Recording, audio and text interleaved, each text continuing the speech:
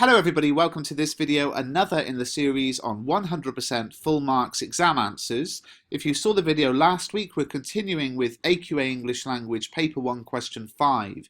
The English Language Question 5s are worth half the marks of the entire paper. And we looked at this last week, the grade boundaries, if you average them out across the 3 exams we've had so far, if you could get full marks in Paper 1 and Paper 2, just for question 5, then you're already nearly on a grade 5. That's before you've even attempted questions 1, 2, 3 and 4 across both papers. So improving your mark in question 5 for paper 1 and paper 2 on AQA English Language GCSE is absolutely essential. Now today I want to talk to you about one of the more sophisticated things when it comes to writing, and that is the writer's use of mood, or how to create mood, I should say.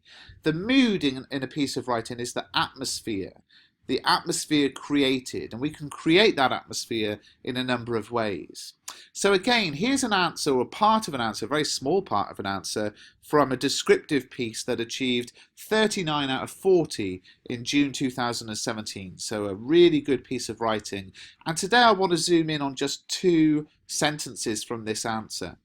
And what you can see here is a very small piece of descriptive writing, but as I talked about last week, the examiners will tick anything that is worthy of credit, and these 2 sentences, they actually receive 3 ticks. Okay, so I'm going to read through it and I want you to see if you can guess where the ticks were given for something that was good in this part of the answer. The gentle wind carried the wing of the fly with an almost maternal care. Then, solemnly, the wind lay the last piece of the fly down in some resemblance of a memorial.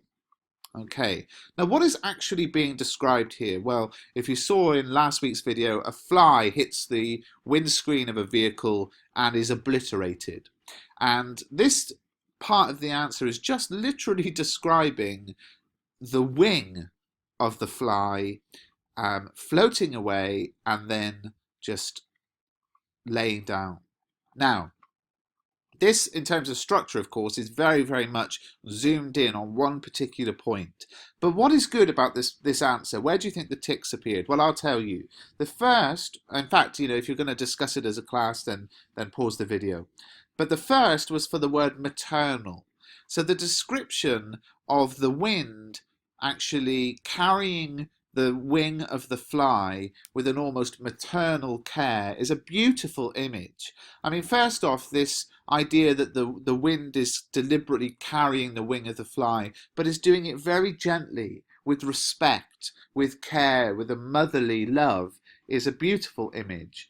And then there was one for the word solemnly. Of course, the idea that it's doing something very gently and respectfully.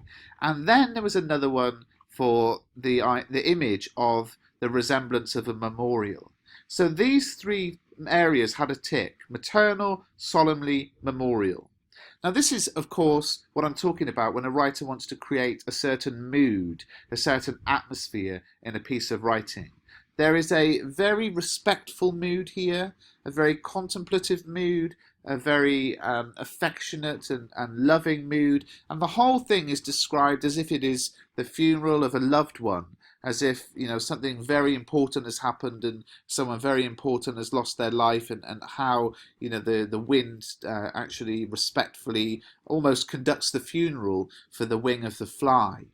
And one of the things I think is so interesting about Paper 1 Question 5 is that students often fall into the trap of having over-the-top, action movie-esque, Arnold Schwarzenegger, Vin Diesel, The Rock kind of action sequences. There are lots of explosions and deaths and murders and guns and knives, and I see that all the time when students are asked to write creatively.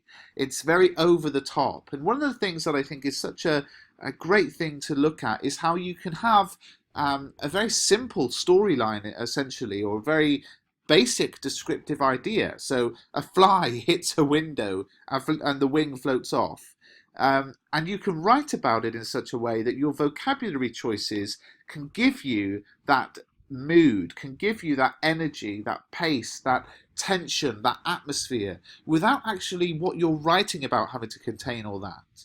I don't know if I'm explaining this very well, but what I'm trying to say is you don't have to have lots and lots of things happening. You can describe very simple things happening in a sophisticated way, and your vocabulary choices, as we see here with the idea of maternal and solemnly and memorial, your vocabulary choices can create that mood rather than the plot and the action having to do it. So it's a very simple thing. When we add it to what we saw last week, we're starting to get the building blocks together of what you need to hit these high marks. And remember, if you can get full marks in paper 1 question 5 and full marks in paper 2 question 5, you are absolutely going to ace this exam. There's no doubt about it. So if you found this video useful, please do subscribe to the channel. Do pick up my revision guide, £6.99 in paperback, 240 reviews on Amazon, which you can go and read. And if you want another video in this series, then just give the video a thumbs up.